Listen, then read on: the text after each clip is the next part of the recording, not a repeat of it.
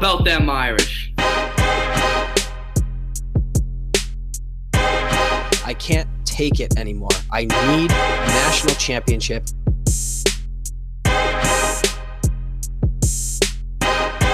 This is the Four Horsemen podcast.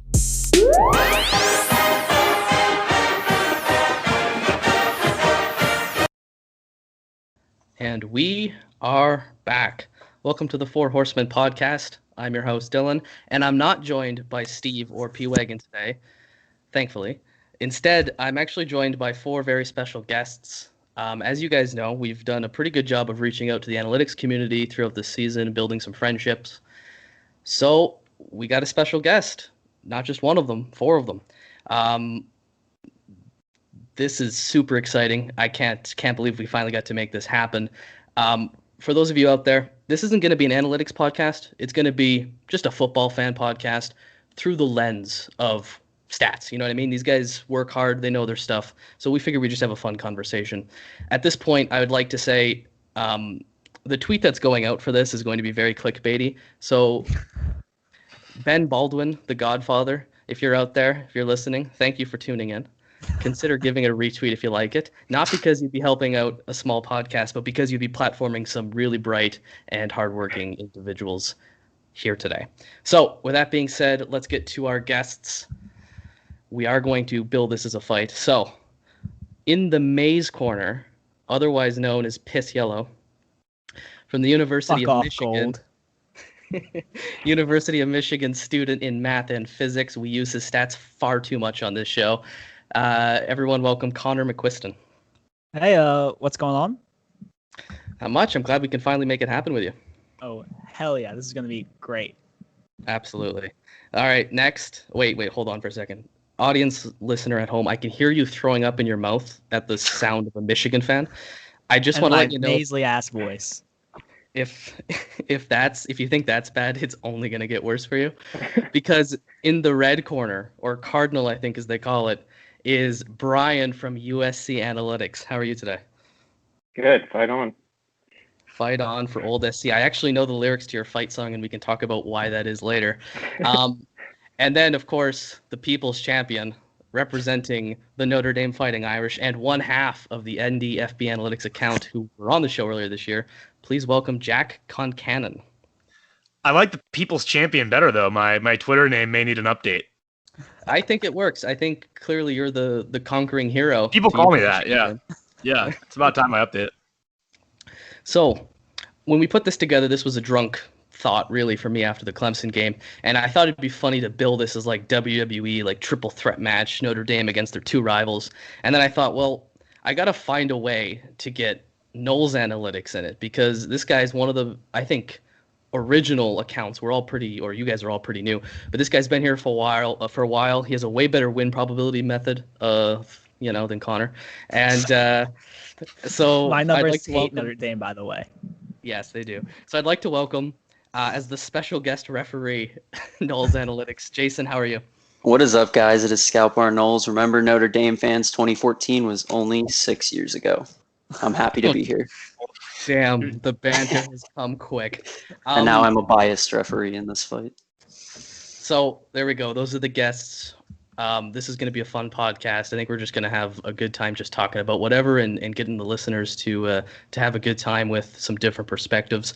So what I would do is I'd suggest we go in the same order I introduced you, just to talk a little bit about yourself, introduce yourself to the audience, how you got into analytics and whatnot.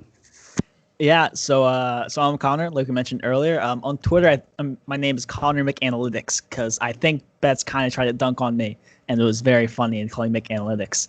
I started doing, as Dylan said earlier, I'm a math and physics major here at U of M, Go Blue. It's just really a bunch of numbers, and I'm the co-director of the Michigan Football Analytics Society here. It's just the Football Analytics Club. And we're going to have so I've always been kind of interested in football analytics, hence the math and physics. And I played football from when I was 8 till after my sophomore year of high school. Came here. We were supposed to have a sports analytics symposium last March. For obvious reasons, that got canceled. Then I just kept working. So here we are. Now I post, I think the big thing I post like recap graphs for every single FBS game. Partially to make it so I don't drink too much soda on Saturday nights and Friday nights. But also it's just a fun thing to do. So that's me. Yeah, and Connor's a big Sopranos fan. And it must drive him nuts how often Notre Dame is mentioned in that show. So I don't know if you've realized I'm only like halfway through season 3, and it doesn't get mentioned that much. Oh, okay. I'm in season 6, so it'll get there. Yeah. Such a good show. You guys really make me angry. I can just tell you the ending. So don't just try lightly. The ending is famous, but I don't want to know how we get there. Bryan, USC Analytics, tell the audience about yourself. So I went to USC and I was with the Trojan Knights. So for USC fans, they're aware of that. Like basically I was in the front row and pretty involved with the football team and everything. So I've always been really big into the football team, and then business major. So I did a lot of probability statistics, Excel work. And so just kind of familiar with it from that end. And then I just kind of being a fan, eventually I was like, I just need to dive more deep into this.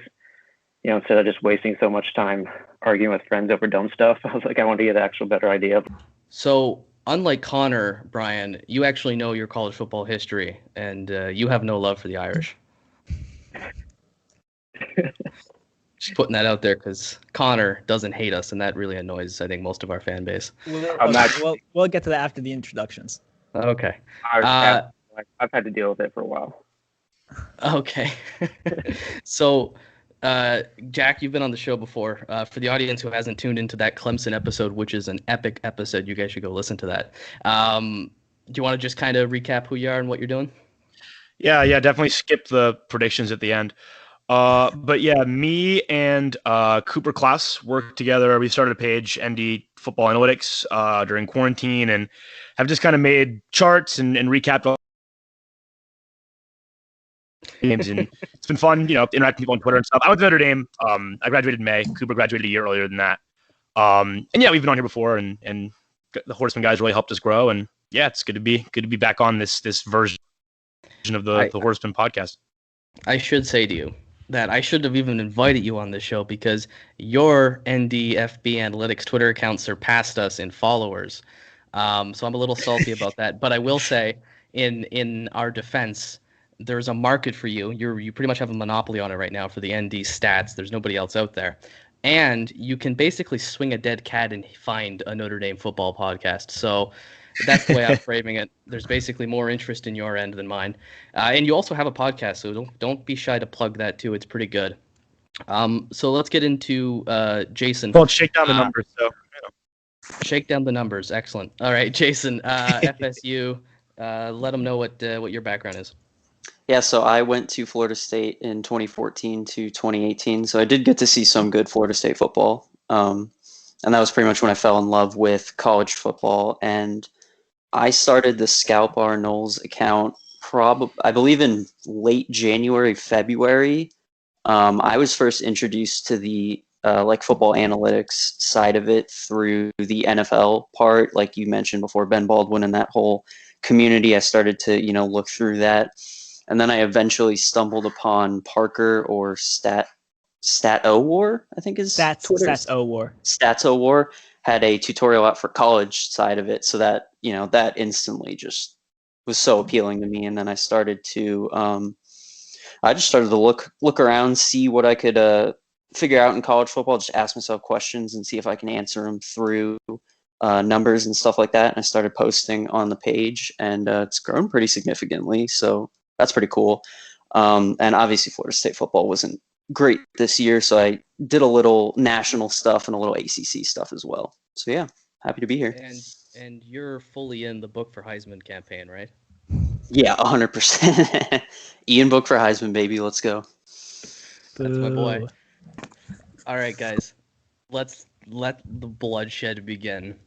I think it only makes sense for everyone, especially the listeners at home, if we start with that pitiful program in Ann Arbor. What is going on in Michigan? Connor, I'll let you go first. Whole lot, but real quick, to circle back, you mentioned that I don't have hatred for Notre Dame. So backstory on me, I'm from outside of Philly. So if you know anything about that area, generally the Northeast, college football isn't like huge. Like my whole family are big Eagles fans. I'm like a closeted Eagles fan. Long story. So I didn't really, and I like college football. I watched college football, but I wasn't like super into it until I got to school. I didn't like have a team. Like I always specifically with Michigan, I thought Michigan was always like in my mind like the good guy to Ohio State's bad guy. But I'm not like super familiar with a ton of college football history, so I didn't really know Michigan and Notre Dame were like huge rivals. And I actually didn't happen until like last year. I didn't realize that it was like the rivalry was such a big deal because they've only played twice while I've been here. They played my freshman year, but the Saturday they played was my first Saturday in Ann Arbor outside of orientation ever. And it was a night game, so I had much more important things to worry about than watch Shea Patterson be very bad against Notre Dame that year. And then, of course, last year it was just a very fun rain game where I didn't have a raincoat, and it was dreadful, but so much fun. But so yeah, so I like didn't know it was like a big rivalry, and all my friends here they care more about Michigan State than Notre Dame currently because, like I said, they just don't really play. So much of my hatred towards Notre Dame is performative, although the content will be incredible if and when Notre Dame loses the Clemson in the ACC championship game. But with what's going on in Ann Arbor, it's not great. That's one way to put it. Obviously, we won 2 games. 2? Yes, right? If you count the overtime game. Oh yeah, Rutgers, which we should have lost. Which probably shouldn't count as a win, yeah. God, no. No one won that game. So we lost a lot of talent on defense this year. We had a couple of bad opt-outs. We had Nico Collins was supposed to be our number 1 wide receiver. 31, Vincent Gray, one of our starting quarters, who's probably going to be a top 100 pick in the NFL draft. They both opted out. So we lost a bunch of horses. We lost a bunch of talent on the outside at cornerback. So our defensive scheme kind of fell apart. We had a quarterback competition after Shea Patterson, who definitely was a quarterback. That's for sure. So after that, it was either Joe Milton, this kid who's been hyped up since his freshman year as like a big recruit because he's tall and fast and has a very strong arm.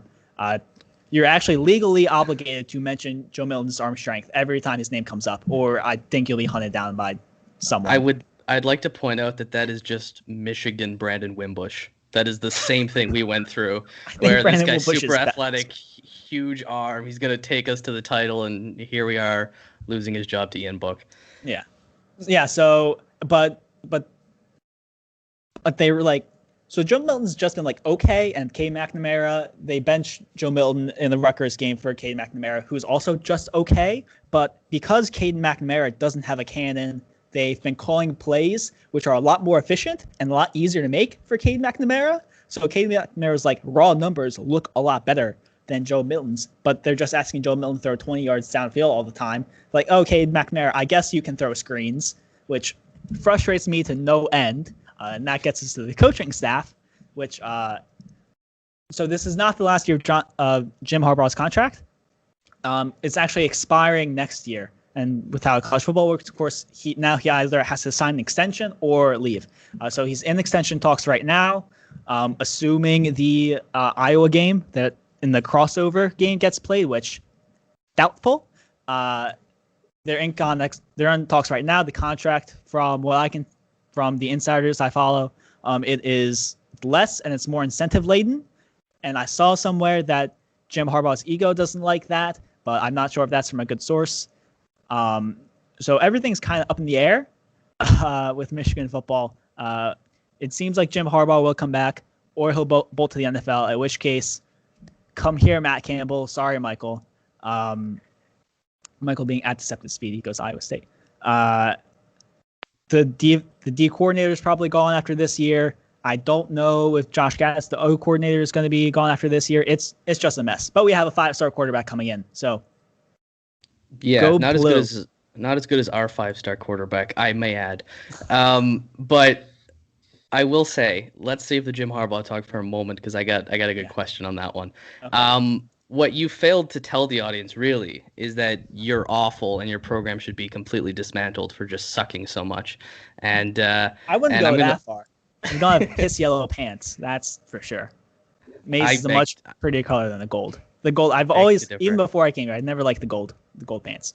You know what? I think Bryan of USC Analytics would disagree. I think he'd say gold is better. Oh, I agree. See, you know what I mean? I got to play you guys against each other. All right, someone with EPA, tell me what's going on with Michigan in a very funny way. Okay. Was that to me or? Well, it was meant for anyone. I didn't know if because Jason does a lot of the college football landscape stuff, and I wondered if he had anything to comment. On Michigan, I do not actually. I'm going to leave that to Connor to better explain why Michigan is doing so bad. And what is this? Jim Harbaugh's sixth year now? Yep, you would be correct. Okay, 6 years. All right, perfect. Yeah. Yeah, Okay. So I don't have the EPA numbers offhand, but I have this. I have a predicted drive points model. Basically the same idea as EPA, kind of. It seems like very well, but basically what it is I see where a drive starts, how much time is left, what the score difference is, and then how good the drive is by a couple of different numbers, and I try and predict how many points that drive will score, regardless of how many it actually scores. So that way, if you just kind of bumble and stumble your way down the field into a touchdown, you'll probably be predicted to score 4 points when you actually scored 7. So I use that, and that seems to be a really good metric to measure how good a team is. So my numbers have Michigan about at the level of Nebraska. And considering it is after the year 2000, that's a bad thing. And I'm just going to leave that sentence right there and go walk in the lake, Michigan. Nice. Jack, I'm waiting for the other Notre Dame fan to just kind of elbow drop the shit out of Michigan right now. I mean, I have no analytics to really talk about that at all. I think that kind of tells the story of being similar to Nebraska or whatever it is. But I was a Penn State fan growing up, so Michigan, I enjoy the losing, and then I especially enjoy the losing to Penn State. So it's all going fine up in Ann Arbor for me.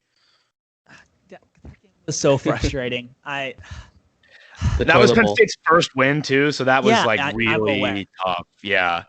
Just in case you weren't aware, I wanted to make you aware. I'm aware. Okay. All the kids I went to high school with, and one of my teachers who went to Penn State or go there, all made sure to remind me.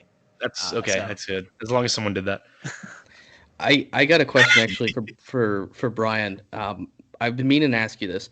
What is yours and the USC fan base in general? What's your opinion of Michigan? Because you guys aren't rivals or anything, but you do play each other frequently in the Rose Bowl, and we hate Michigan. So I just want to know, what does USC think of Michigan?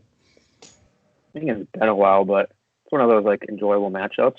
But I think for a while we were going to Rose Bowl every year, and we kind of were let's mix it up because we got Michigan 2 or 3 times almost.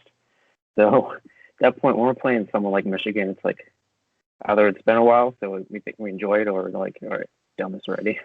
The Rose Bowl got kind of sick of us for a while. We got sick of them. So if Michigan were good one year and making a title run, it wouldn't make your stomach turn like it would us. No.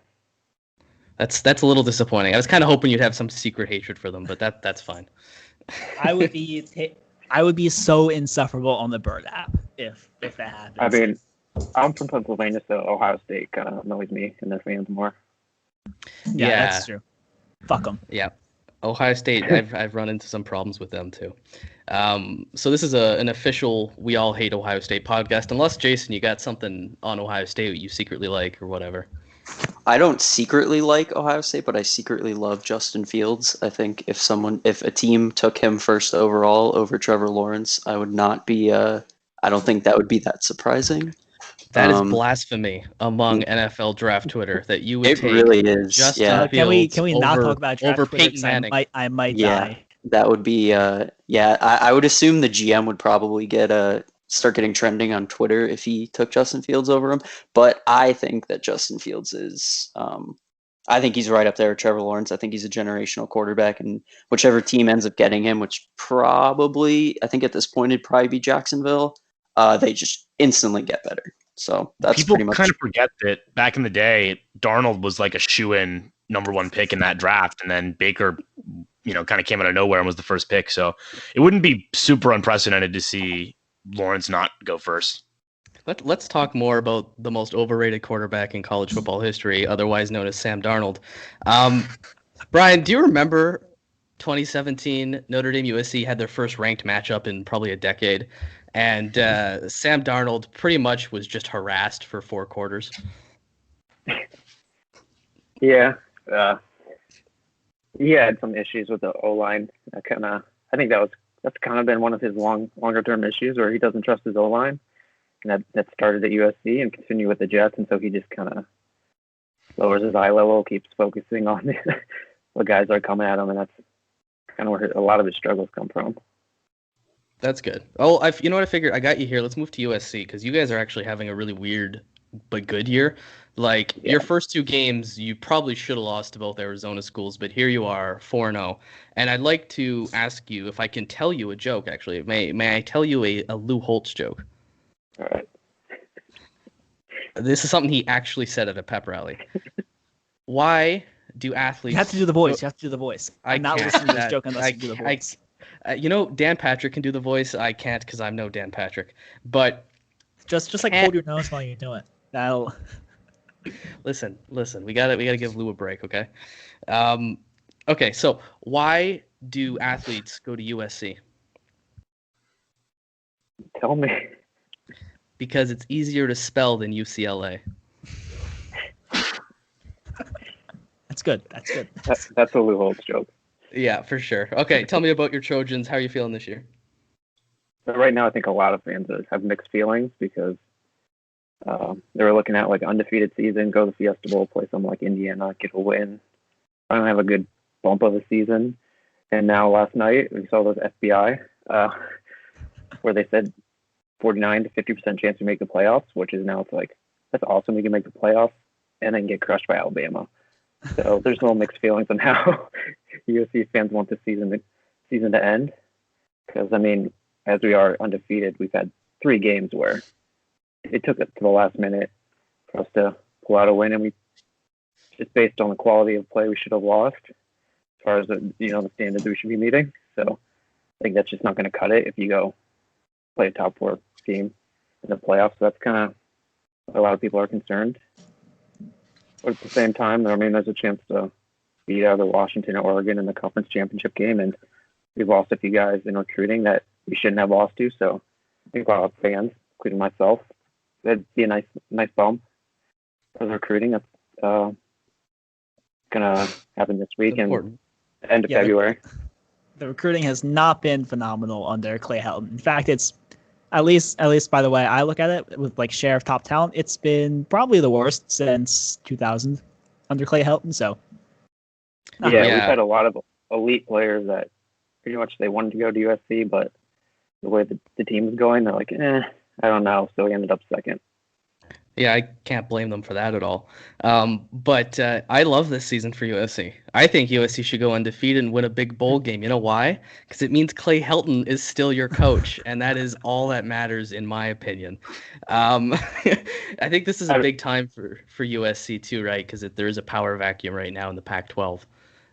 Do you think that you guys are going to ever assume control there, or is it going to kind of be 9 wins every year?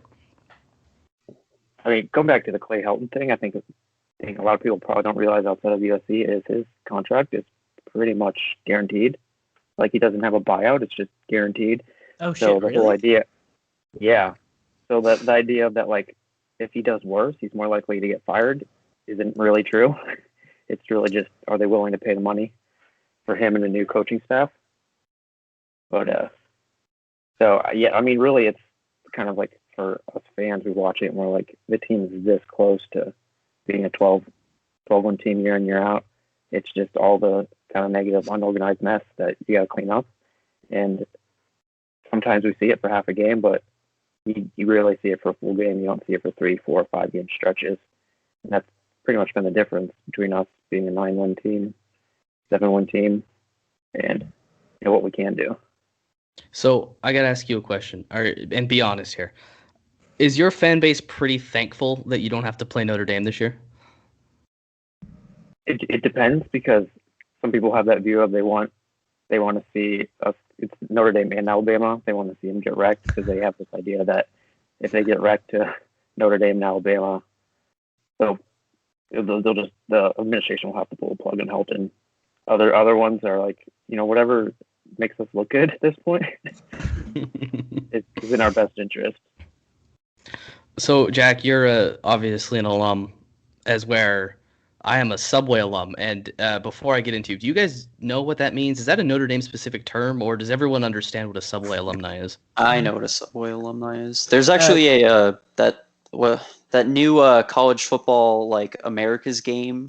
They have a whole thing on Notre Dame. Like, that's actually a really good episode to watch if you don't. Right. I didn't know if it was like a universal term for everyone, or if it was Notre Dame specific. I've never heard of it outside of Notre Dame. So. Okay, so just let everybody know, including the audience, Subway alumni is a reference to Notre Dame fans who never went to Notre Dame. So obviously I'm in Canada. There was no point for me to go to Notre Dame. So I'm a Subway alumni. Jack, on the other hand, smart businessman that he is a Notre Dame alum. So, Jack, when you hear USC talk and you just think about where USC are right now, what are your thoughts on the program? I kind of think USC, I wouldn't put them in the playoff myself, just speaking to this season. I wouldn't put them in the playoff myself, but I do understand like the frustration of seeing Ohio State be in the playoff and USC not even be in the discussion. I get it. Like I can't really justify why like 6-0 Ohio State is in, and then USC, if they were to be 6-0, is like in the teens, and you have 2-loss Georgia and all these other teams, receiving a reward for playing all these games, and then Ohio State doesn't receive that same punishment. So I don't know. If I was a USC fan, it's all on the Pac-12 at the end of the day for not making a real plan, but I wouldn't be psyched about the national discourse kind of not including USC at all. Now, would you want to play them this year as a Notre Dame fan? Yeah, I like playing USC. I've always said I wish we played Miami and Michigan every year instead of USC and Stanford, just as a kind of someone who did not. Hold on right there. Let's have this talk. Oh boy, and we can launch this could be Notre Dame on Notre Dame violence. And it hasn't been. And that I also would like to launch the Navy game into the sun. I don't know if you're on board with that or not either. I am 100% on board with that. Okay, we can agree on that. Okay. Speaking of Navy, go Navy beat Army. But can we agree that like the Army Navy game kind of sucks? Yes. No. Stop. Like, Stop. No. Like, It's a tradition every year. You watch like, two teams with zero explosiveness trudge down the field, 1 or 2 possessions, and it's just a tradition. You can't say it sucks. Come on now. It's not a fun product to watch. I disagree. I think there's like this patriotic love for the service schools that blind everyone to how poor they are and how awful those games are. But I agree with you, Jack, that we've been carrying Navy's ass for way too long. There's certainly a subsection of the Notre Dame fan base who wants this gone. We're in that category. But hold on here. USC Notre Dame is among, if not the best rivalry in the sport, right? You get two of the most historic teams. They played us because Michigan tried to launch us into the sun, right? And you want to abandon that for Michigan and Miami? Miami, come on. I'm just like, so I didn't grow up with Notre Dame. Although you're my age too, so I guess that's not the reason. But I don't know. I feel like the Notre Dame USC thing is like a really like, my friends' dads that went there always talk about like the USC game. Like, I don't know. It just feels like the they're new... in Tony Soprano's flashbacks. That's the exactly. It's a game that Tony Soprano really enjoys. I don't know. I personally think that I would be more interested in playing Michigan and Miami every year, personally. Well, we ran a poll on our account about who you hate more, and Michigan was the overwhelming vote. Everyone hates Michigan more than USC and the Notre Dame fan base, but but there's a historical reason for that, right? I don't know if you guys know that, but it was Michigan didn't want they tried to blackball Notre Dame out of the Western Conference and then the Big Ten, and they basically tried to ruin Notre Dame over some differences back in the day. So we hate Michigan. Apparently, but that Michigan USC game. See, I don't like Michigan either, but it's like I've found a way to forgive them for the events of 1930 or whatever that was. That's not really my main motivator. Yo, but that's where the program rivalry comes from, right? It's that we're the victimized Catholics of the oppressive Michigan football team. But let's get into I want Brian's opinion here, because Brian, I think you're in my camp on this one, where that Notre Dame USC rivalry means a lot. I think that's your top rivalry too, right? Yeah, we have a saying like the worst team to lose to is UCLA, and the best win is Notre Dame. That's kind of where we put it. Yeah, and there's a little bit of respect there too, right? Like, I understand where USC stands in history of college football, and I think you guys see the same. And it's like that game means a lot because it used to mean whoever won that game won a national championship. Yeah. Like our fans, we are more so alumni. We have like weekenders where we go big weekends where we go visit and whatever school we're playing. So there's like the NorCal one, and then if there's like a big Texas or whatever. But yeah, Chicago one every 2 years is a big weekend and a big game for traveling fans for us. Yeah, no, I respect that one. It's Jack, man. I can't control him. Clearly the Subway alum care more about this program. I can't speak for all Notre Dame alums. In that rivalry poll, I think I put USC third. They're right there. Well, the poll was between USC, Michigan, or other. So Go Blue. Out of those two, I would put them, still, right up there in that bronze medal category. Oh, man. From a current Michigan student perspective, I think the general consensus from at least my subset of friends and the people I've talked to about it, I think it's Ohio State number one, obviously. Much pain that they're number one, but number one nonetheless. Number two right now is probably Michigan State, just because we play them every year, and of course it's the other state school. And everyone I've talked to here applied to one of the directional schools, like Western Michigan, Eastern Michigan, which is like 10 minutes away. Michigan State, U of M, and then usually one out-of-state school. So Michigan State's probably two, and then three, like I guess Penn State. That's probably more of a me thing because I know a lot of people who go to Penn State. Some Pennsylvania bias. How many years bit. in a row do you have to lose to Ohio State before they move down to like 2 or 3?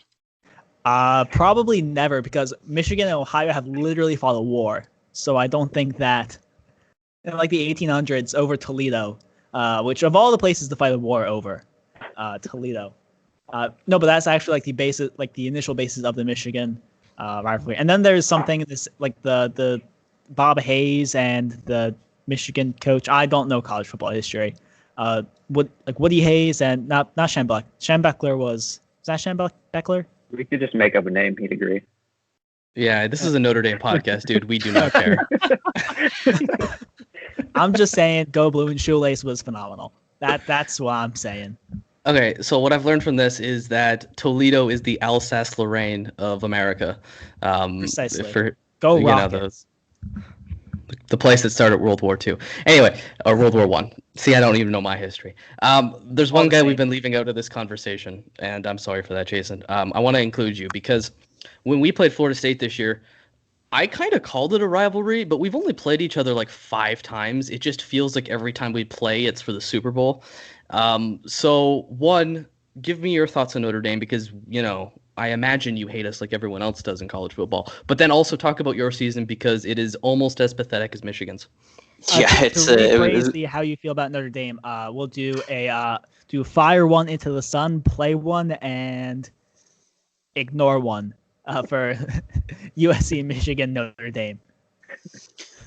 Well, I mean, we only played Michigan. I mean, the last time we played Michigan was in the Orange Bowl in 2016. And man, if you look back at that game, everyone kind of thought like one of those two teams was going to like make it to the playoffs. It was like a Jimbo Fisher led Florida State team hitting its stride. And then Michigan had just gotten back to the Orange Bowl. It kind of felt like they were getting back. And now both programs are in the dumpster, but that's fine. But yeah, it's weird. The Notre Dame game there's been obviously like the game of the century in '93, and there's been a lot of epic clashes between Florida State and Notre Dame, but I don't know if it was ever a rivalry because it was never like a consistent game that we played. Mm-hmm. But now that we play Notre Dame every so often until like 2030 something. I could see a rivalry start to brew, especially if Florida State gets back to where it should be. Yeah, because like Florida State is I wouldn't call them a blue blood, but they're on the cusp of it. Like they're one of those brand elite names, right? Like Florida State, Miami, those kind of schools. And it's kind of like, it seems like Notre Dame, given that they're the all-time greatest program ever, seem to have like a rivalry with every blue blood and every big name. Throwing up in my mouth. Well, Michigan's not even top 5. It's kind of like with Florida State and Miami. It's kind of like Notre Dame's always been, the blue blood, the father of college football, almost, you could say, just with its history and its long-standing tradition. And then they almost sort of making every listener so happy right now. Yeah, I know, right? I'm sorry to interrupt you. I'm really sorry to Notre Dame fans. That's why I came on here. Just so you could follow me on Twitter at ScoutBarKnowles. But it's almost like Notre Dame was checking schools like Florida State and Miami at the door and sort of trying to initiate us into that like upper echelon of college football. So there's definitely been some clashes there. With the game this year, this is such a weird Florida State Notre Dame game this year because like obviously going in, Notre Dame's like win expectancy was like, I think it was in the 90s, and then Notre Dame fumbled a punt, and they started to get a little sloppy, and we kind of sort of hung in there for a little bit, but then ultimately Notre Dame kind of ran all over us, which, by the way, I'm convinced myself that because Notre Dame ran over us, that North Carolina, the next game, thought that they could do the same thing and completely ignore the fact that they have Sam Howell, and somehow that's how we won the game. But I bet on you. Yeah, I'm like thoroughly convinced of that. But pretty much other than that, Florida State season has been pretty trash, and ultimately that comes down to when we look at teams who make coaching changes in the early signing period. Now that we have an early signing period, we tend to see teams start to struggle a little bit because they get a lot of roster turnover, a lot of attrition, people transfer out, especially now that now that you can kind of transfer more freely in college football. So if you make a coaching change in the early signing period, you're kind of sort of relegating yourself to obscurity for a little bit. And Florida State's now done that twice in the very limited early signing period time that we've had. So yeah, we're pretty much at rock bottom, but we are starting to build back. And now that we have Mackenzie Milton on board, for those of you that don't know on the pod, Mackenzie Milton has in fact decided to transfer to Florida State. Now that we have him, if he can get back to where he was at his USC or UCF days, then I mean that could be the turning point for the program. So that's something we're really looking forward to. I'm not excited to play you. That's for sure. Yeah, a lot of disappointed. That Florida State Notre Dame opener just got a lot more interesting to me, at least. Yeah, I never understood like Mackenzie Milton to Notre Dame like energy that some people were putting out there. That never felt like a fit to me. Hey, call us out. Call us out. It was us. That was wow. It's almost like Notre Dame fans are innately irrational. Maybe I don't know. If Ian Book had declared like now or like a week ago or something, and it was very like obvious that Ian Book wasn't returning or something. Maybe, but I don't know. Yeah, I really just couldn't see that fit. Especially, I don't know if Notre Dame would have taken a chance on someone like Milton, who, I mean, he obviously had that devastating injury, so we still don't really know what he can do. I mean, we've obviously seen him before, but you never know what these injuries can do to players. So I think Florida State is the perfect example of why transitive property logic cannot work in college football, because you played us probably tougher than any other team not named Clemson played us. Like you put up 26 points on our defense. Like that's impressive. Then before that, get blown out by Miami.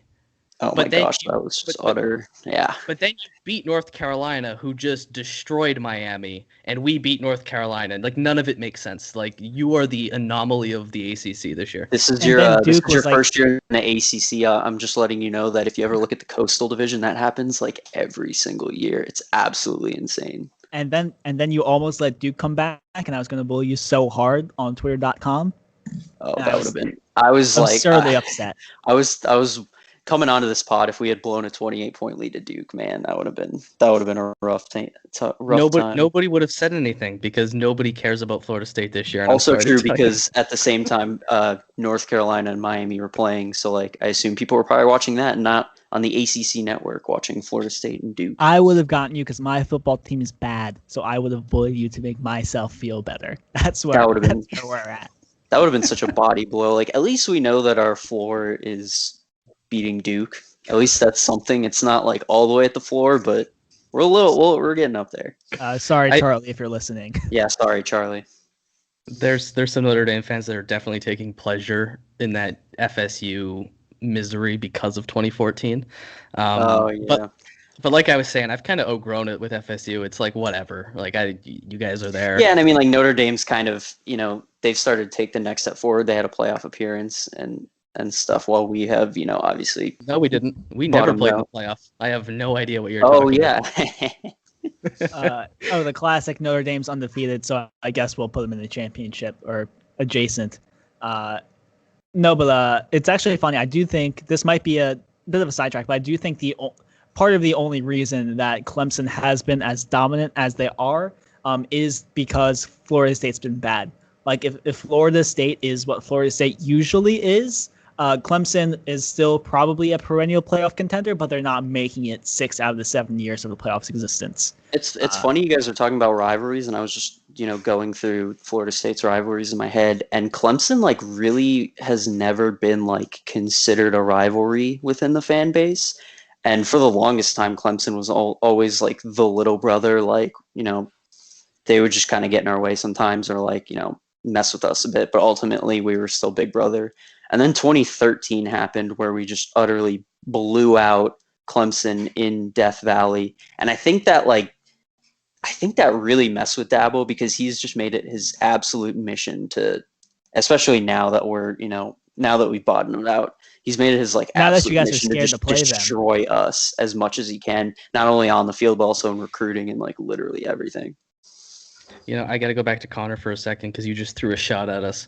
I would like to let you know that in 1 year, Brian Kelly has been to more conference championships than Jim Harbaugh in 6. JJ McCarthy, baby. I love it. Okay, while I'm talking about rivals, I'm going to go back to Brian. I got a number for you, okay? 1,478. That's how many days it's been since USC's beaten Notre Dame. Yeah. He just shrugs it off. He's like, yeah, oh. You're really playing into that like USC fair weather fan, not caring too much. I mean, it would help if we played this year, I think, or maybe not. Which they could. They're not going. Yeah, that was like at the beginning of the season. It was like, oh, what if like USC and Notre Dame can play in a bowl game? Because our game was canceled, but looks like it's probably out of the picture now.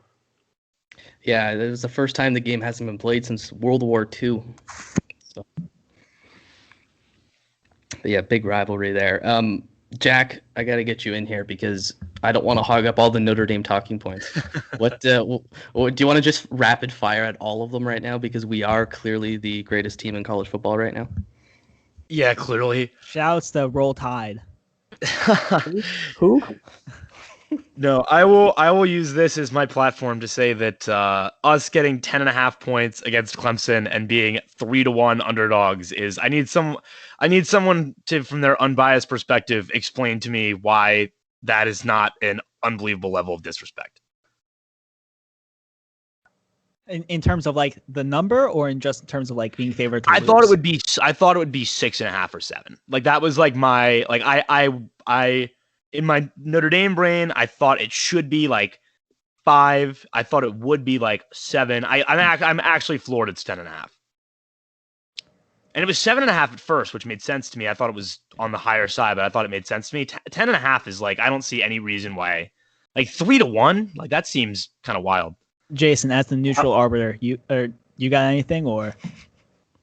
Yeah, it just seems like, I really feel like I don't know. I feel like Trevor Lawrence really worth that many points in the betting market. Like, that's absolutely crazy. I mean, like, DJ did a great job filling in for him, and it went down to the wire. I will say, granted, that a couple, I think Notre Dame had a couple turnovers in Clemson. I know that one Travis Etienne turnover was a little, I don't want to say fluky, but like, you know, you can kind of sort of give it to him there. Yeah, 11 points just seems like a lot for this matchup. I don't know. Yeah, I mean, I'll say to inject some analytics into this show, we have a pretty porous deep passing defense, and Trevor Lawrence, even though he's been actually around as efficient as DJ, throws deep like twice as often, like 20% to 10%. So I do think that, I mean, obviously having Trevor Lawrence back, they are a better football team. Like, no doubt at all, obviously. But I think that beating UNC as handily as we did, because I would argue it was less competitive than the score. I don't know what your guys' models said. I don't build models. I'm pretty sure Notre Dame had like upwards of 90. Let me check. Let me pull up. Yeah. So I thought that, you know, obviously Lawrence is worth X number of points over DJ, but I thought that we would have closed that gap a bit with our play since then, especially, and I know we try not to do transitive stuff, but it has to be worth something to see UNC prove that, no, they're actually a really good football team. Yeah. So quickly on the, also for the listeners, if you're not familiar with my stuff, I have a post-game win probability. The way that works is basically I say, okay, given the model says basically, given that these teams that either team in the game got these stats, each team had X% chance to win. That's more or less how it works. And for the Clemson game, I had Notre Dame at like a 9% chance to win, given what happened in the game, but that also doesn't include overtime stats. So mathematically, my numbers do hate Notre Dame, but in the North Carolina game, Notre Dame had a 96% chance to win, even though the final score was like 34-17, I think. So that, like Jack said, that game wasn't really competitive after like the first half. Yeah, I mean, we just, like, in the second half, our defense just clamped down so hard, and without one of our best players, too, because the funny thing about Notre Dame's defense, and me and Cooper have talked about this, but we probably only have, like, 2, maybe 3 in Hamilton and Owusu-Koroma for sure, and then Dalen Hayes that might be, like, you look at and you're like, that guy's going to be a star in the NFL. Not a star, but that guy's going to be, like, a reliable starter in the NFL for sure. But they still are just so solid, and I think UNC, they really proved how solid they can be. And even in the first Clemson game, like, you know, you give up a bunch of points, but like in college football now, when you play good offenses, they score. And like if you can even get a few timely stops, that alone is good defensive play. So we'll see. I mean, I personally, you know, I'm trying to get my bias out of the way, but us at 3-1 seems kind of wild to me. So in the first matchup, DJ threw 44 attempts, and his EPA per pass was 0.448. That was the first matchup against Notre Dame-Clemson. So, like, do we really think that Trevor Lawrence, like, if we're talking 11 points, I mean, I don't know how much more efficient can Trevor Lawrence be that it ends up becoming, you know, DJ was north of 16 yards per play on play action too. They were ridiculous on play action. Yeah. So I think this is probably where the more of the X's and O's stuff comes in than just the analytics, because it's not necessarily that Trevor Lawrence will be more efficient than DJ Uegalole. Polynesian names aren't that hard to say. Announcers, please stop being weird about it. Yes, thank you. Note. Yes. Don't listen to our podcast then. I'm taking a few stabs at it. You're two guys that have a podcast for fun. You are not being paid millions of dollars by Fox. I should be, but you're right.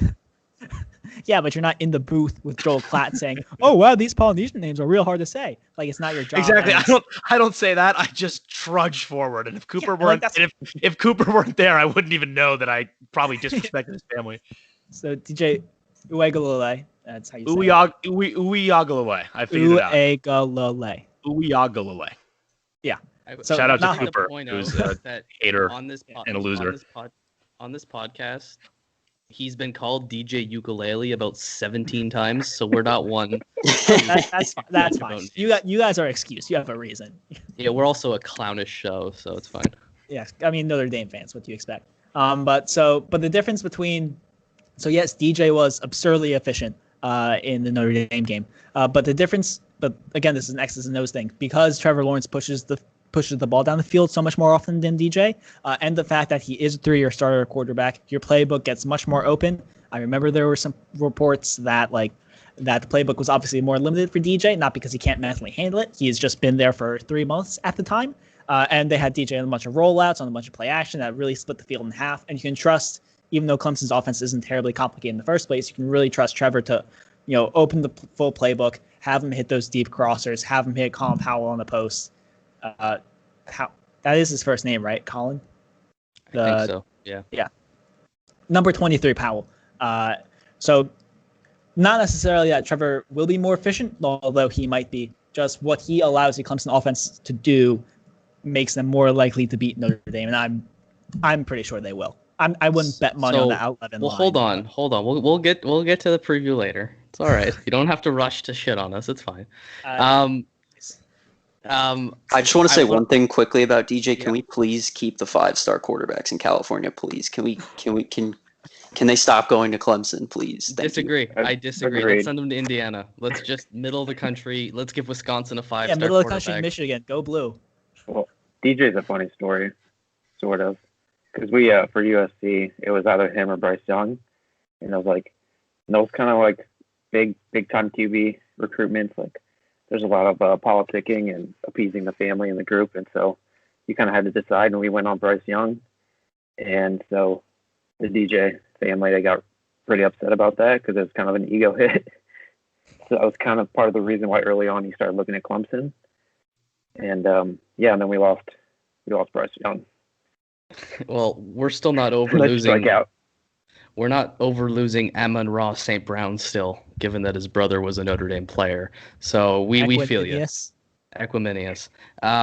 Okay, Knowles, I got to get back to you for a second because Connor brought up his trash win probability method. For all the Notre Dame fans you've just made friends of, what was your win probability of the Notre Dame-Clemson game?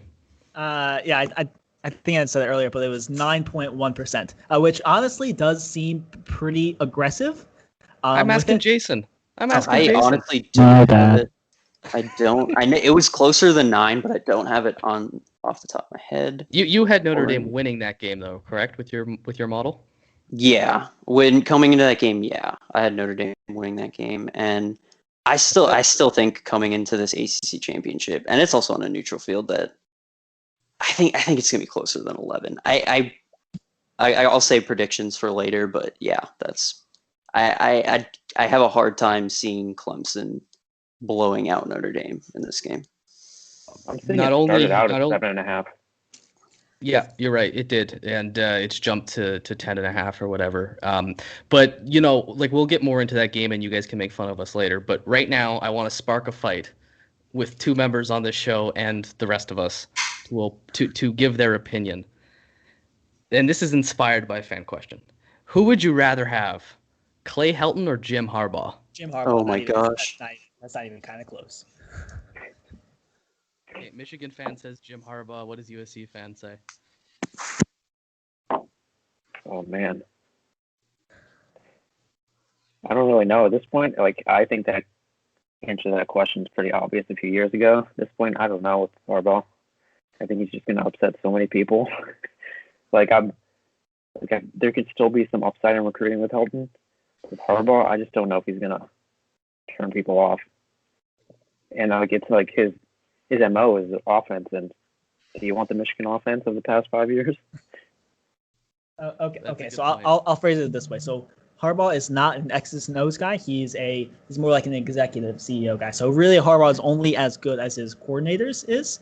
I think that's part of the problem. Yeah, exactly. That when you're a CEO and then you start meddling in the offense that you were supposed to give to someone because you're that NFL QB, you just create more problems. Because I think a few years ago when it was like Drevno, I think Pep Hamilton, and Harbaugh, it was like all 3 of them were kind of running the offense, which is one, a mess, and then 2, it's like a way you can just kind of divert any sort of blame to any one person.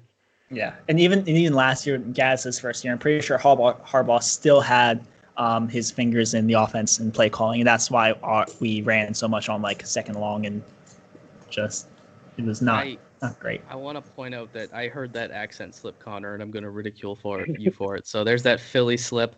What was it? We got to go back to the tape and listen to it again. I heard it and I wanted to interject there.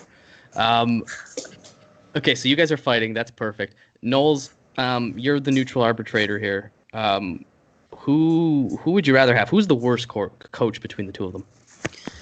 Oh man, this is worst coach. I will say Clay Helton is definitely the worst recruiter. It's funny you say that because I actually have a funny Jim Harbaugh recruiting story that I remember from.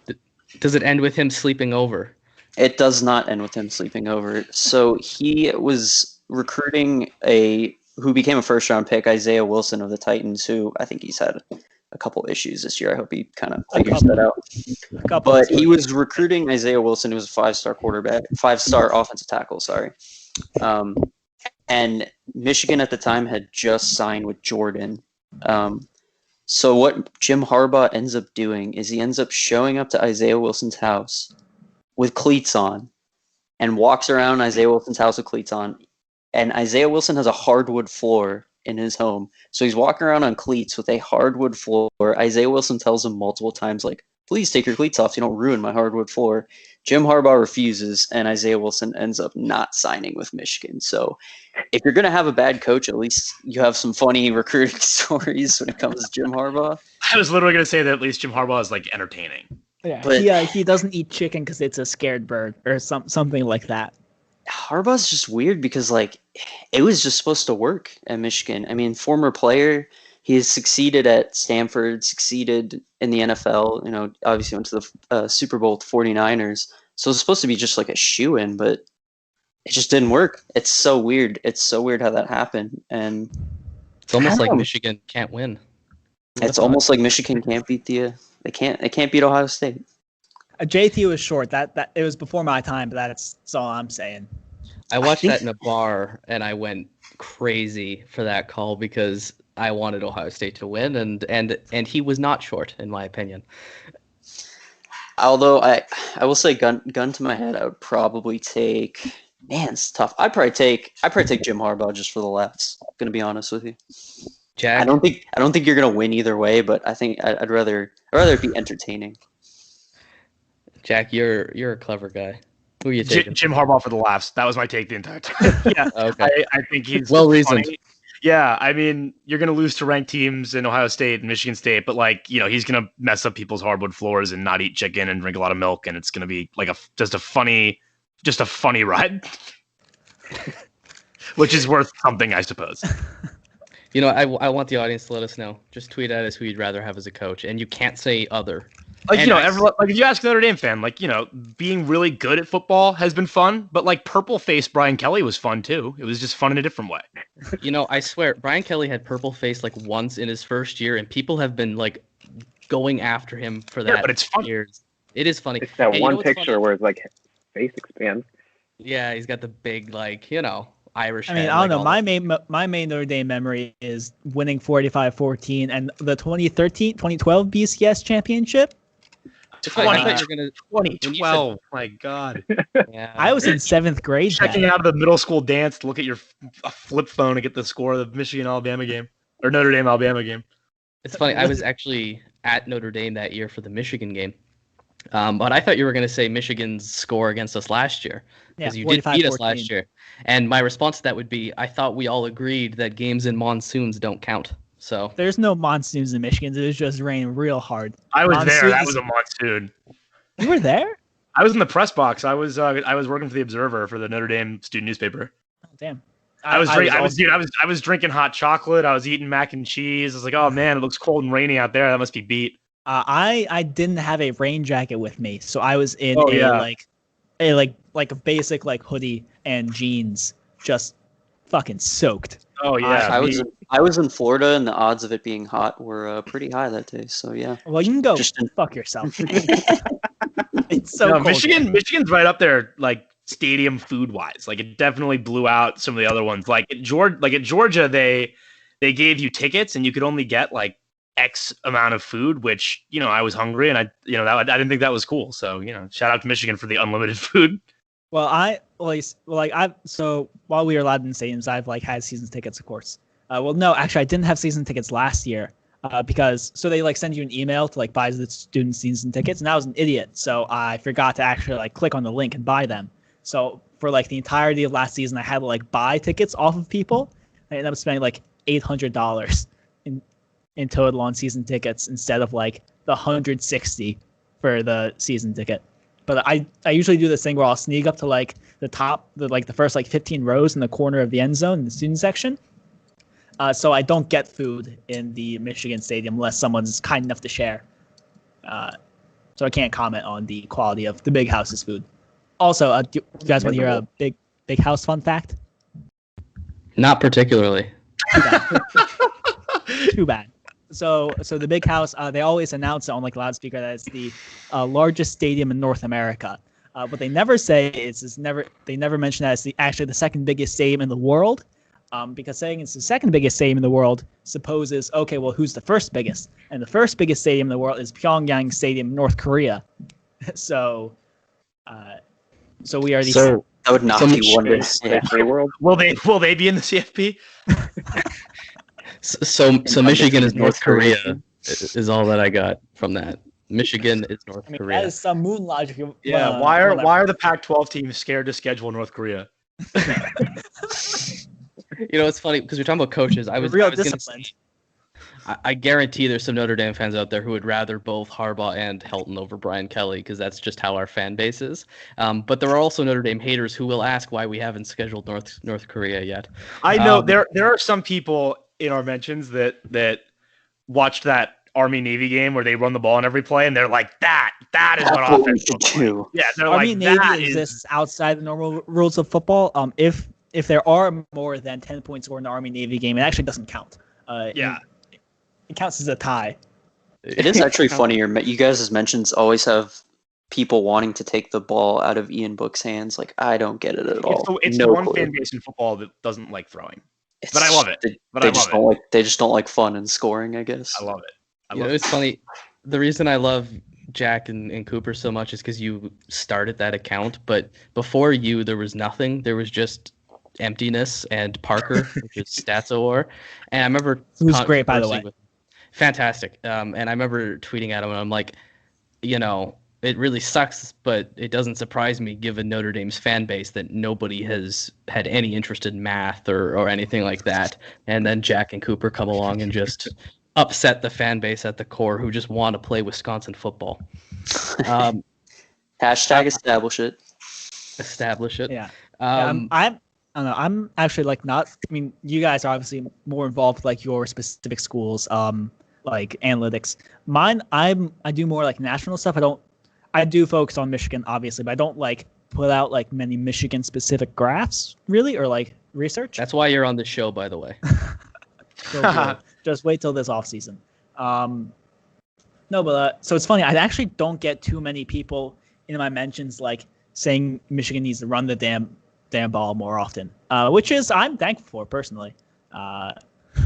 But I do get glimpses of like the not analytics Michigan football Twitter, which is to say Michigan football Twitter, and they ruthless and I don't. They say Joe Milton's bad when Joe Milton's not bad. He's just okay, but put in a bad situation, and it makes me very upset. Yeah, the two things that have gotten me in trouble on my podcast Twitter account is saying, one, that Notre Dame is too restrictive with their recruits. That's apparently a no-go. And two, running backs don't matter. And that's really gotten me in some hot water. I want to ask you guys, we got some fan questions that should be fun. And I want to start with Bryan because I realize we've excluded you from the conversation for a little bit. It's always hard with different audio levels. You can't speak over each other too. So I'm just going to give you this first go at it. Right. From Benny15910 on Twitter. A lot of numbers, but a great follower. Thanks, Benny. Which rivalry in college football has the most hatred in it? Well, I mean, that Auburn-Alabama one, didn't the guy get arrested? Kill a bunch of trees? I mean, if you've interacted with Alabama fans enough, you can kind of see that you're dealing with the more sane ones. And so you see there's a deeper level there of just pure craziness, and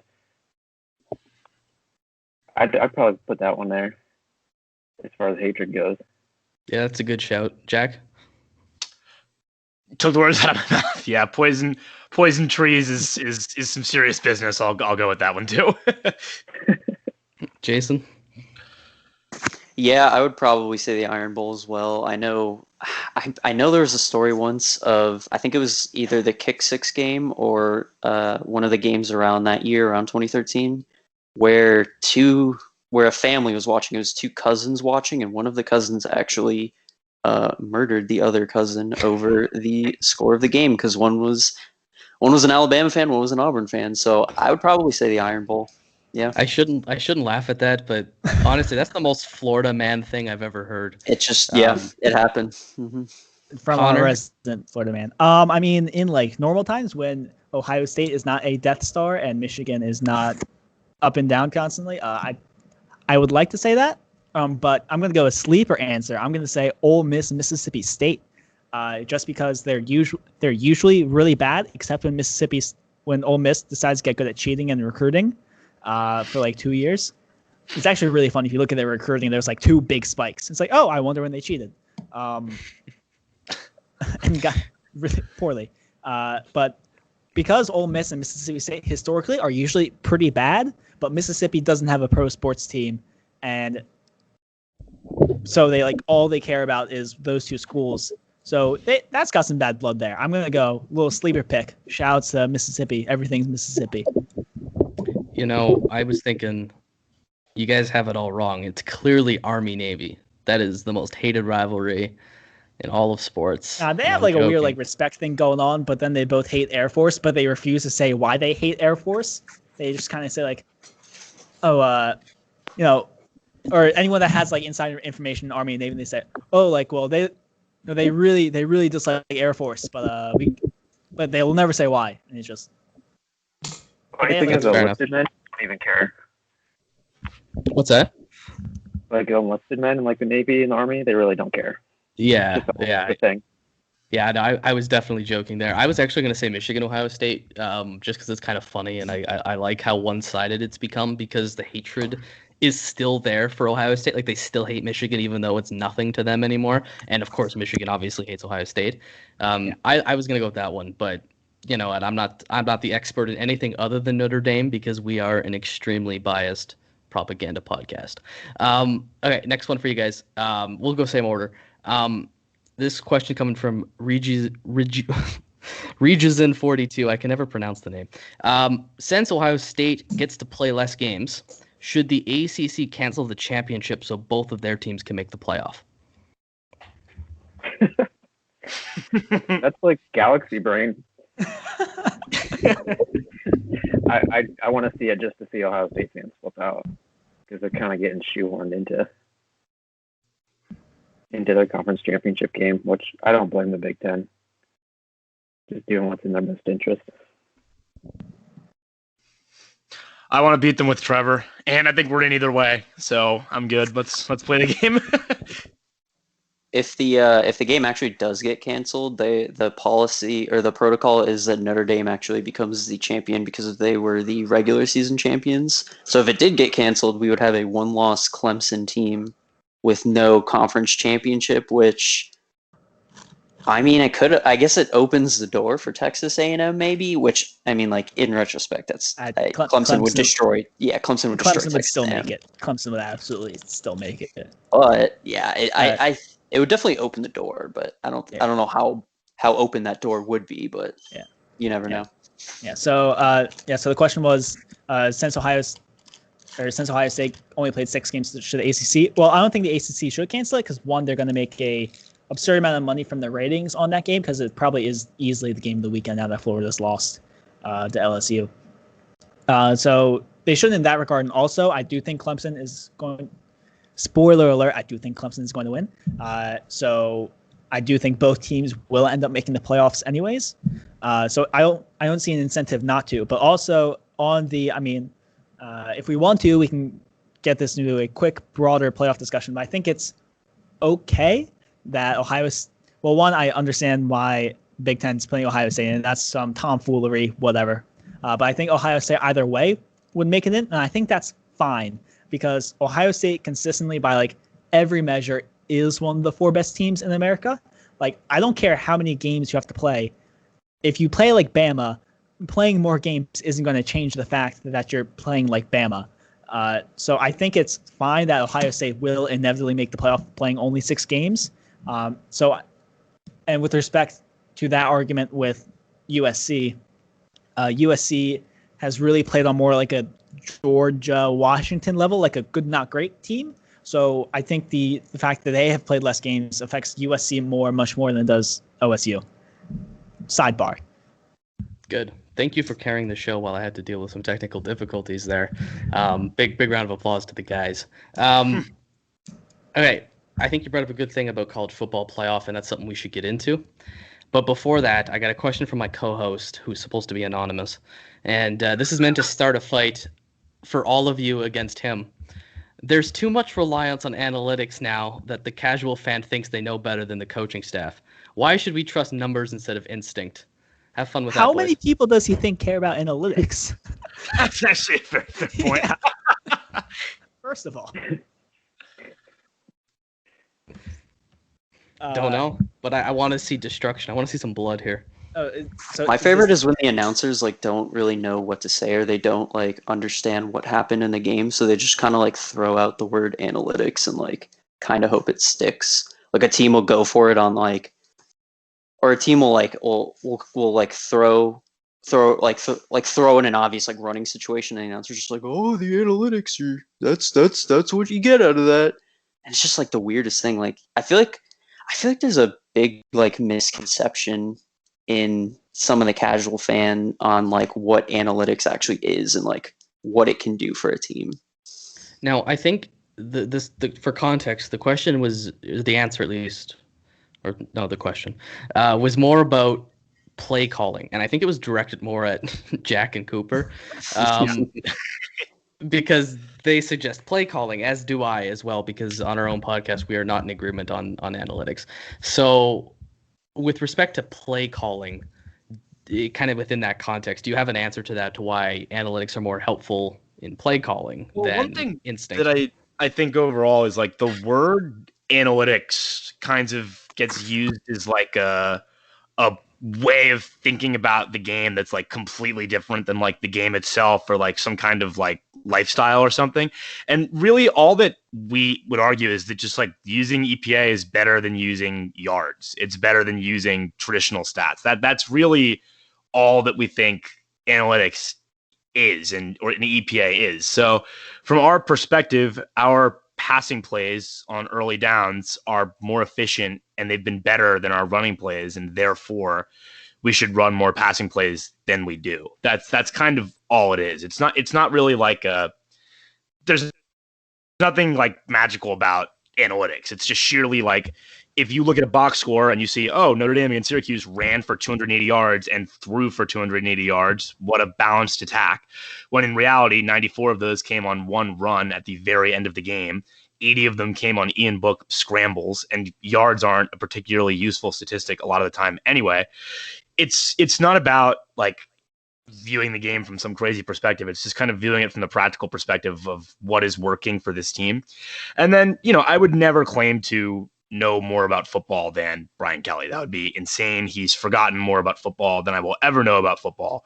But first off, it's I think all fans are guilty of that sometimes, and I think that's part of what makes it fun. And then I also think that I think it is demonstrable that our passing plays have been more efficient for us than our running plays. And that's not to say that we should never run, but I think it's worth something whether so as much about football as he does or not.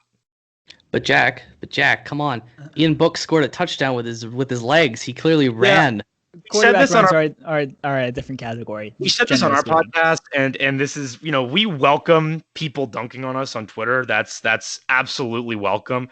Please, when we call a passing play and Ian Book scrambles, please do not dunk on us that we should run the ball more, because Ian Book being athletic with the football in your quarterback's hands on a designed passing play is not evidence that we should run more fullback traps. It just isn't.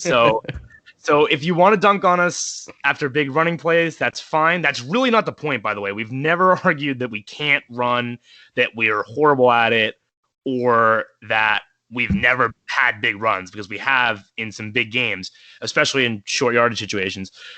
The point is just that on aggregate, we've been better with our passing play calls than running play calls. And frankly, I don't think you need analytics or EPA or anything to reach that conclusion. It surprises me that more people haven't kind of reached that point. Well, with that, I kind of want to bring Bryan into it, because I don't think I've seen you talk about EPA at all. I don't think you're an EPA kind of analytics guy. So I want to know is where do you stand in analytics? How would you answer the question? And also, how does USC work? Because I imagine Slovis is a lot like a book in that sense, where you'd rather the ball in his hands. Yeah, I think the play calling concept is more like a lot of coaches traditionally, they want to run early to get ahead of the chains. And, what you see from the numbers is that you're actually better passing, especially if you have a great quarterback. And then it's kind of the same concept is they want to get to a manageable third down, which is actually, if you try to convert on first and second down, you're going to have much more productive drives as far as play calling goes. So, yeah, as far as our offense goes, so you don't even really have to dive deep into the numbers. Our pass attack is just so much better than our run game, which was last year was hit or miss, and this year it's barely there, except for yesterday. And so we're going to be a much more productive offense if we're passing more on first down.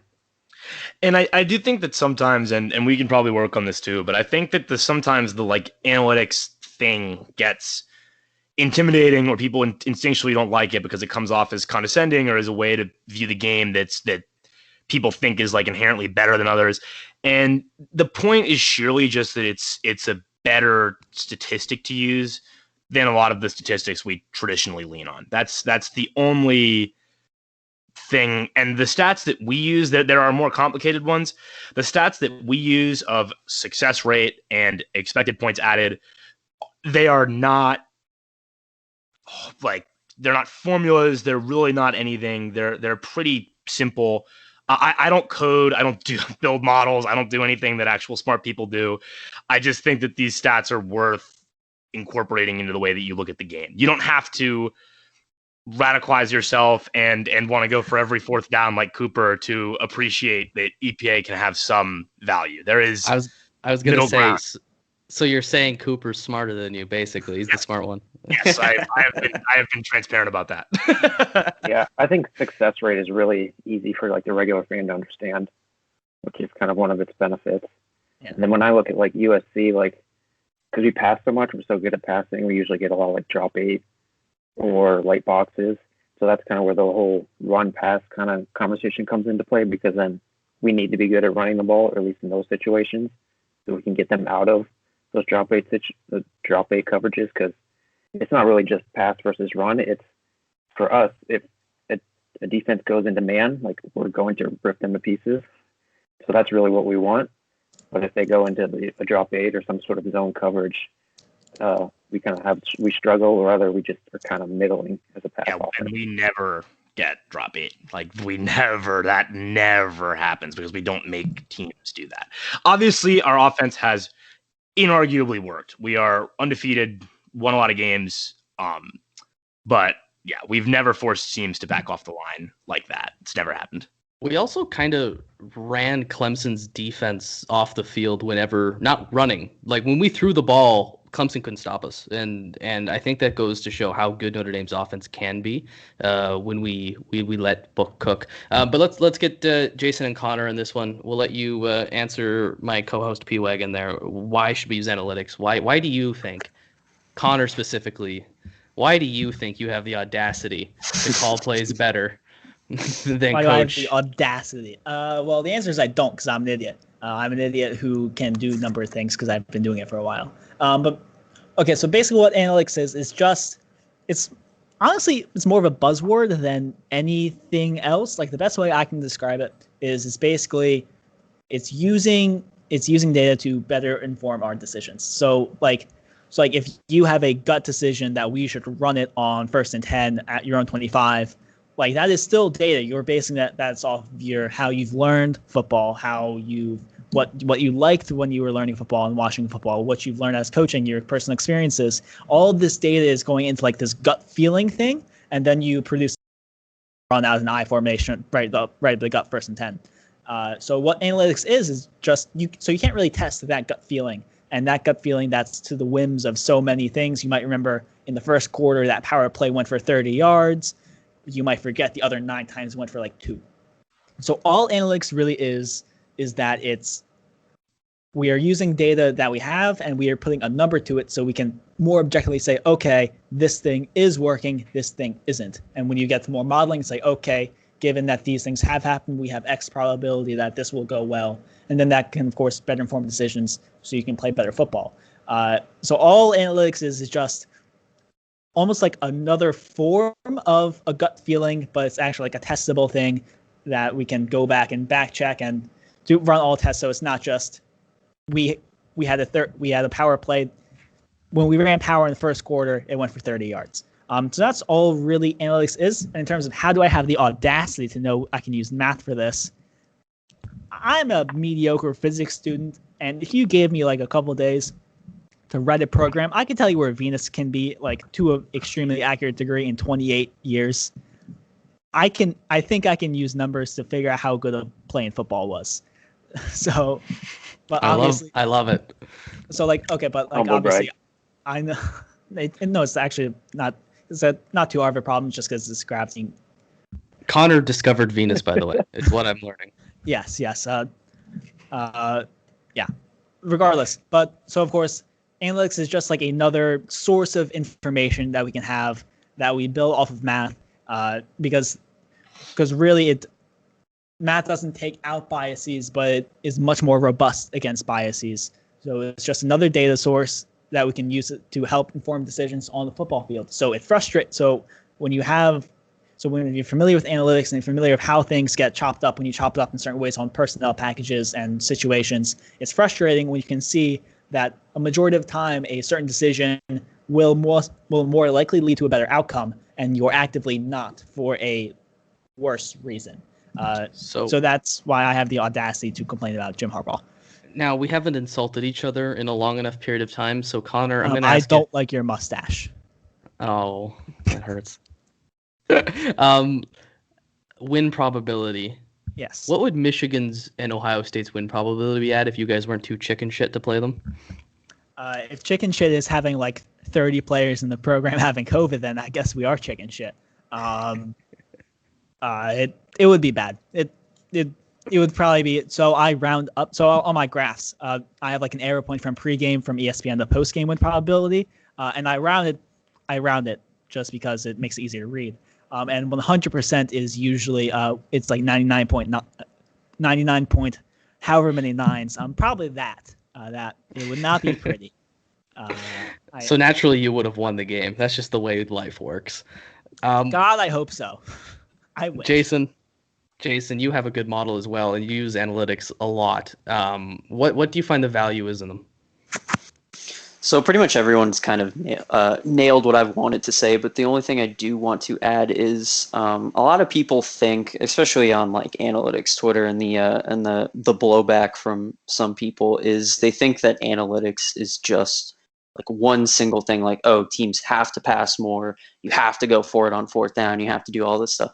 It's really not. It's just what you do best is what you should do often. So for most teams like Notre Dame, in this instance, like early down passing is what they should do because they do that better. But then for a team like Florida State this year, we are actually better running the ball on 1st and 2nd down as opposed to passing it. So analytics isn't telling us in this situation, oh, we have to pass it, we have to let Jordan Travis cook, or whoever's playing quarterback at the time. Analytics telling us, okay, let's get the run game going. Let's go for these early down runs and get ourselves in a good situation for 3rd down, or obviously convert on 1st and 2nd down. So yeah, analytics is just, this is what we do best. This is what we should do often. And that can help coaches make decisions more efficiently than using their gut or, any other method that they may come up with. That's a great point, and it's worth mentioning that, me and Cooper, like, we're not always necessarily going to say that Notre Dame should throw more. It's just if one segment of the game is far more efficient than the other, we will advocate that we do that thing more. So it is entirely possible that someday that could be running. It's not to say that we, why do we hate running? We don't hate running. We just hate.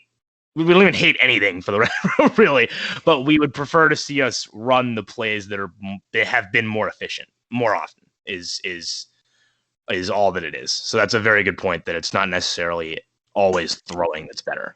Yeah, like ultimately analytics people don't want to like radically change the game for worse and, all this other stuff. They just want to see a team use its weapons and use what it's efficient at as often as possible and just make their team as efficient as possible. That's pretty much it. That's all it really is. It's not going for it on 4th and 30 when on your side of the field because analytics told me to. It's just, this is what we do good. We should do it more often. To put it really succinctly, you should do what is most likely to work generally, and analytics is just a way that we can figure out what's most likely to work in a given situation. That's why we have the audacity. It's also quantifiable too. It's not like you just think passing is better. It's you have the actual data that in these circumstances passing the ball is more efficient. Bryan, I keep seeing that you're trying to get in, so I'm going to let you speak. I was going to add that there's actually a lot of crossover between analytics and traditional coaching. If you wanted to run the numbers on motion or formations or is the middle field open or closed, and do the analytics, quote unquote, coaching staff's been doing that for the longest time too. Yep, that's a good point too. It's not one or the other, right? They're tools in a toolbox that need to be worked symbiotically. Nobody's gonna call me out for using the word symbiotic on the podcast. I was gonna say it's just another piece of the puzzle. Analytics is a piece, film is a piece, player evaluation. You can use analytics and film. You can use all of it. It's just one piece of the puzzle to try and figure out what we have and what we can do. And having Heisman candidate. No, go ahead, Jack. No, this is Cooper said symbiotic relationship in the podcast I'm currently editing. So I could never hate on that. Excellent word choice. It's actually from Star Wars, I think. That's where I got it from. As a physics major, I'm pretty sure symbiosis is a bio term, so I'm legally required to hate it as a physics major. No, but nice.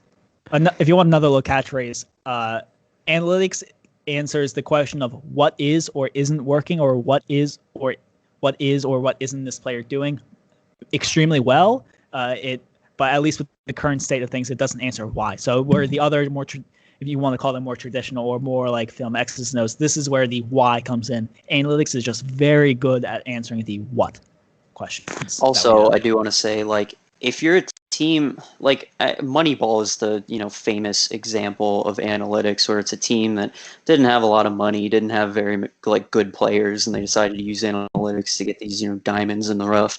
That pretty much explains, I would say, 100 college football programs that aren't Alabama, Ohio State, programs that can't get 5-star recruits, every single year. These lower level FBS teams or, group of 5 teams, they need the edges they need all the edges and help that they can get if they, schedule these teams or they find themselves maybe in a New Year's Six Bowl or something. It's just another way to, gain an edge on your opponent, which is something obviously everyone wants.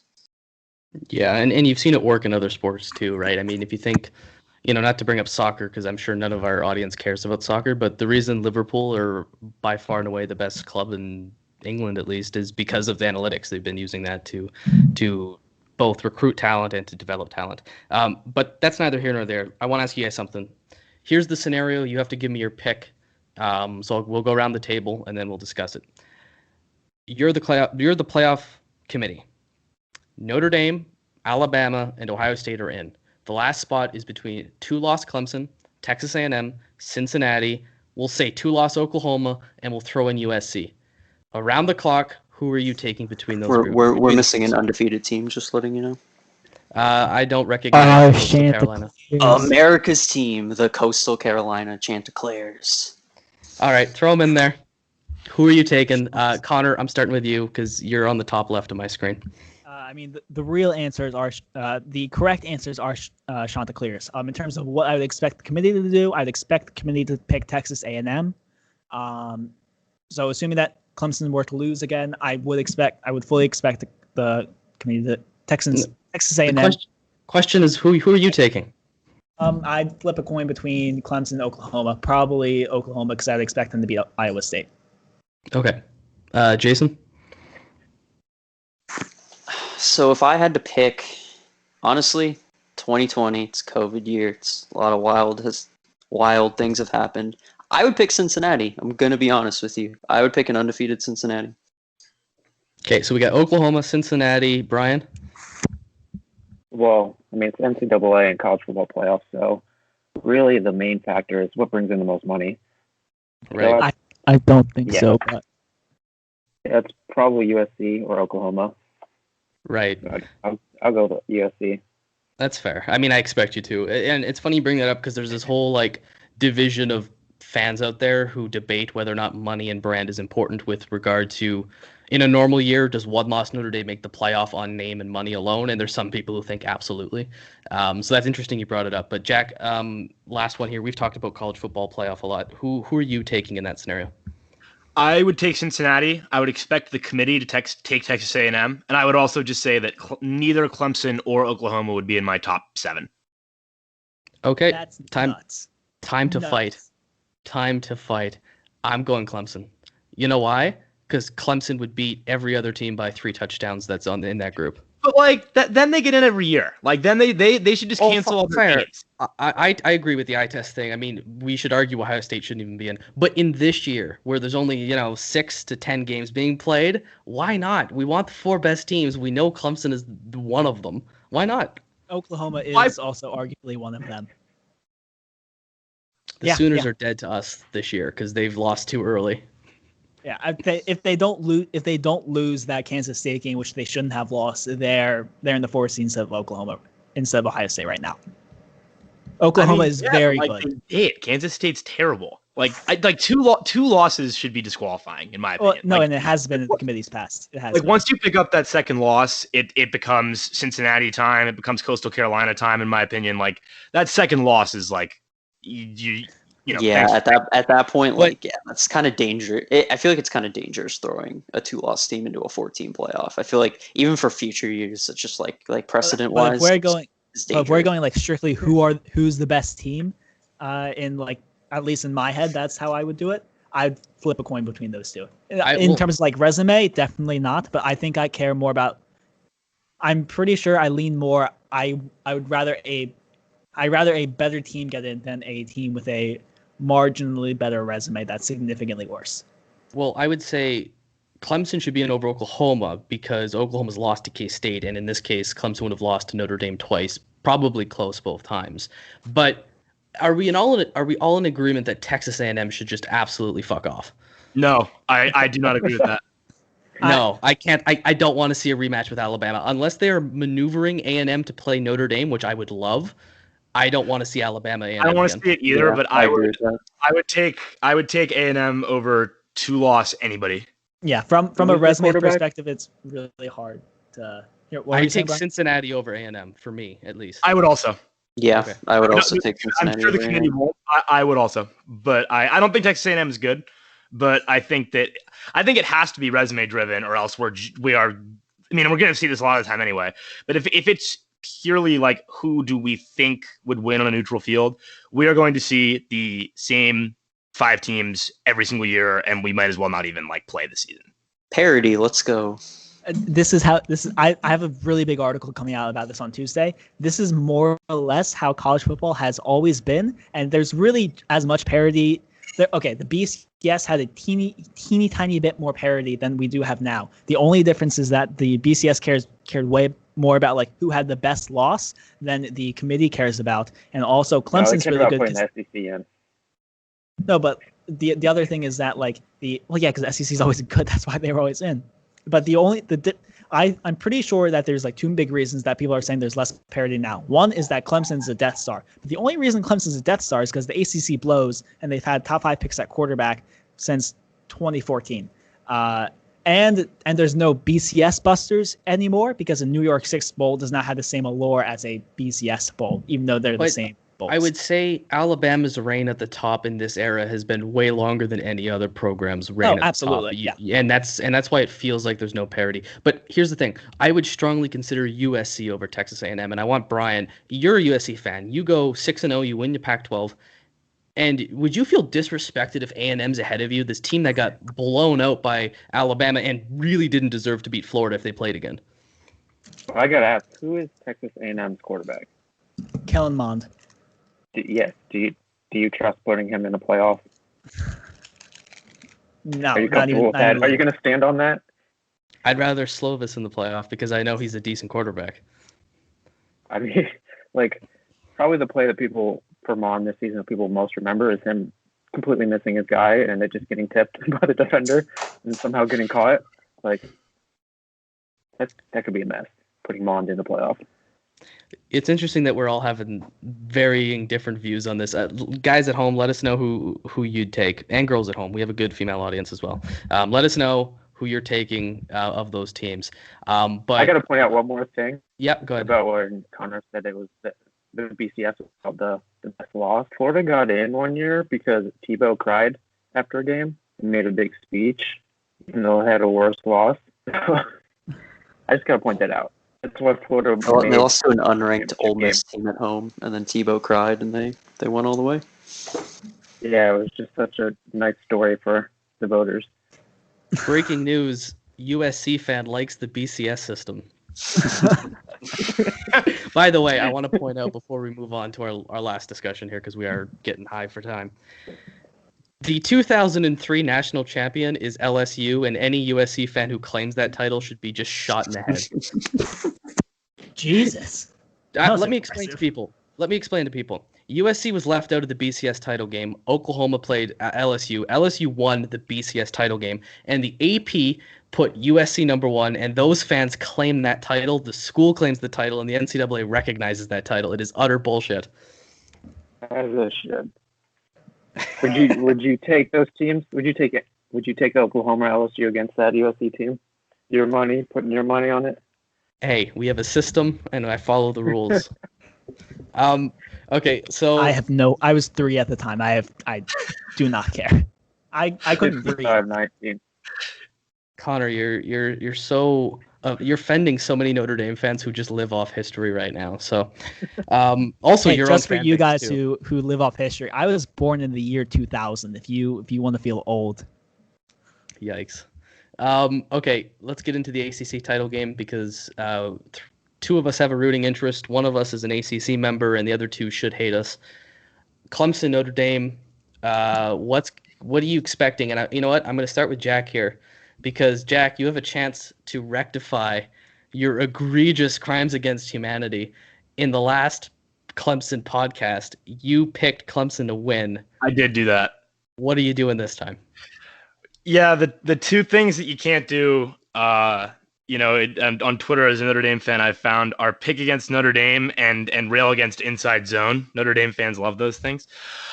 I'm going to pick Notre Dame this time because I just have to. And because I think that even though like I'm not sure that I would bet on that prediction on even odds, I do unironically think that it's become a little too trendy to think that it's hard to beat a team twice and Trevor Lawrence is back and all these things are true. I think that the world at large has gone a little overboard with those narratives. So I will take Notre Dame this time. I don't have a score prepared, but on our podcast I will be taking Notre Dame. All right, let's go to a rival, Bryan. You got no love for us. How did you watch the first game, first of all, and what were your thoughts on that? And second, what do you think's happening in the second game? Well, I think as far as DJU goes, his game is really a lot of play action and deep pass because he's just so good at those deep passes. And so I think what's been mentioned before is Trevor Lawrence. Like they can just use so much more of the field, and I mean he's actually used short passing a lot. this season. I think it's kind of thrown out some of those stats from some places, but for me, I'm just gonna. That's where I see the Trevor Lawrence bump happening as far as in the line, and so that's why I'm gonna take Clemson. Yeah, were you impressed with the first game if you watched it? Yeah. I mean, I thought DJ would be great. Eventually, I did not expect him to be that great so quickly because he's, for a guy who's a lot of like the play action deep shot kind of stuff. Sometimes it's hit or miss, and when they hit it, it just torches you. Yeah, that was actually the highest ranked matchup Notre Dame has played since you guys in 2005.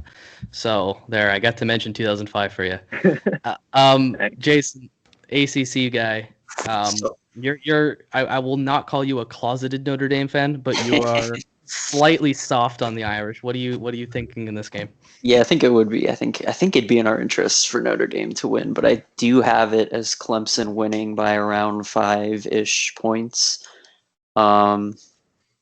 If Notre Dame can get Clemson off schedule, if they can get some of those turnovers that they got in the first game, if they can just get them off balance, then Notre Dame has that shot, and I think it could happen, which is why I don't agree with 11 point, 10.5, 11, wherever you get your odds from, point spread.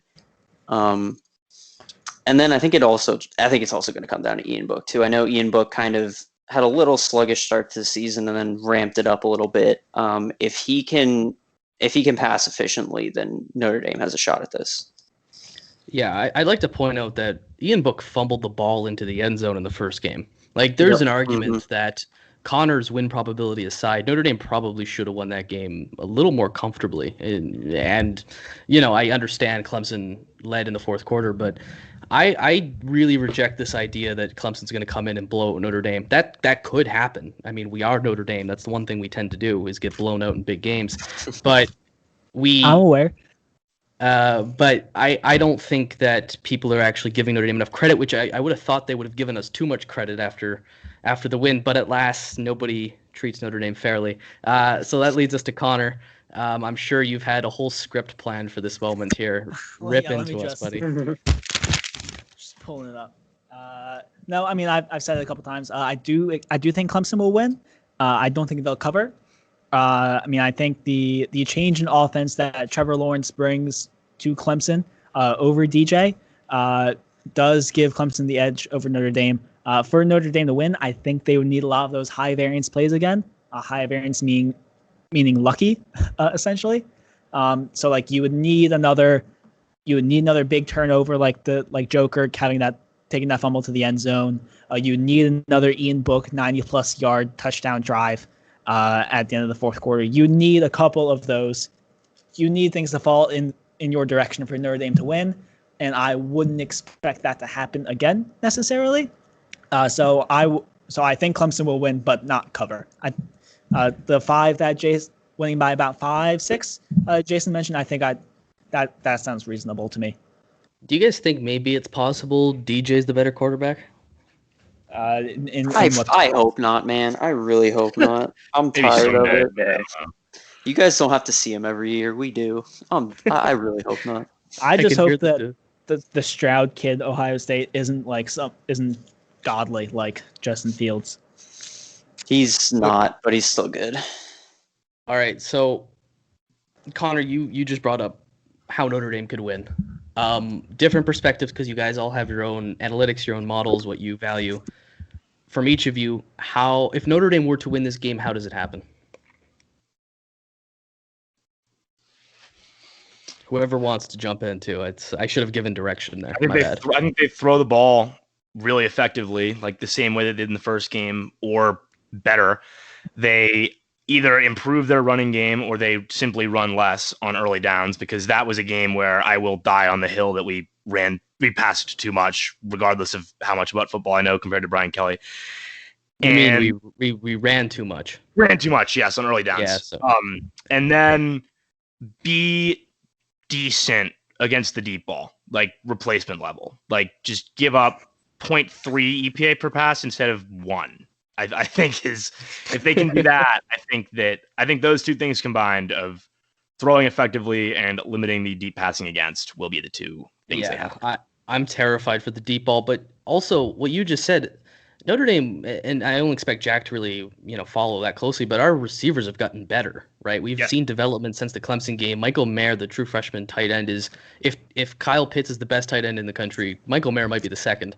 And you see him develop and break out. I feel like there's more room for that to happen in this game than in the first game, which is why I feel pretty confident. But enough of me. Let's get to Bryan. If Notre Dame were to win, how do you see it happening? I think it's probably going to happen on the defensive end. If you look at that last game or what they're going to have to do this game, fumbles, sacks, tackles for losses, hurries, anything influencing those negative plays, I think that's where they're going to have to get it done.